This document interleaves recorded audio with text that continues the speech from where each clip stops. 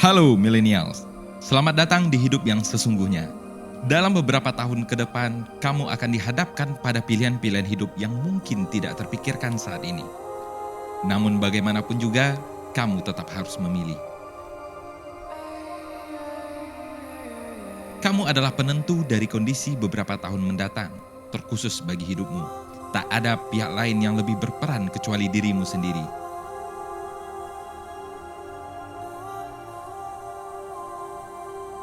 Tak lama lagi, kamu akan meninggalkan bangku perkuliahan dan masuk ke dunia kerja.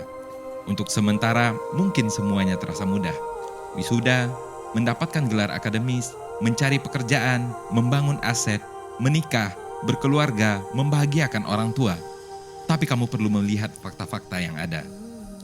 Pertama, kamu mungkin akan menemukan bahwa mencari pekerjaan idaman bukanlah hal mudah. Pada tahun 2020, rasio ketersediaan pekerjaan adalah 1:30. Artinya kamu harus bersaing dengan 30 orang untuk satu pekerjaan. Pesaingmu juga orang-orang yang memiliki kompetensi. Semoga kamu sukses dalam persaingan dunia kerja. Namun jika kamu memilih jalan ini dan terus gagal, berikutnya adalah jurang kemiskinan. Kamu akan bergabung dengan puluhan juta pengangguran Indonesia. Itu bukan angka yang sedikit jika kita berbicara statistik. Tapi berhenti untuk berpikir tentang dirimu sendiri. Kamu perlu mengambil peran dalam memperjuangkan ekonomi negeri ini. Sebagai manusia berintelektual, kamu harusnya mampu memberikan angin segar di tengah beratnya tantangan ekonomi.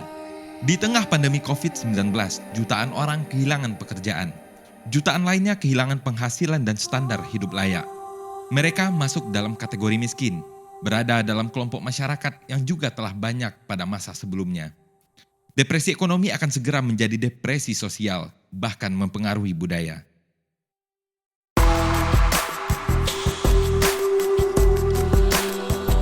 Waktunya kaum intelektual, terutama mahasiswa, bergerak bersama menyelesaikan masalah. Sebelum kondisi kian memburuk, kita perlu mengatur strategi bersama. Kita perlu mengkaji peluang yang masih tersedia, lalu memusatkan perhatian pada perbaikan fundamental ekonomi. Kita semua percaya peluang itu masih ada. Meski dalam situasi pelik, mereka yang berjuang akan menemukan jalan untuk menjadi pemenang.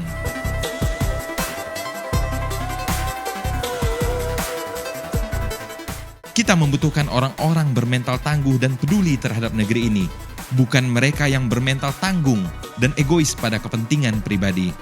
Bersama orang-orang seperti ini, kita akan merancang masa depan bukan hanya untuk diri sendiri, namun demi Indonesia.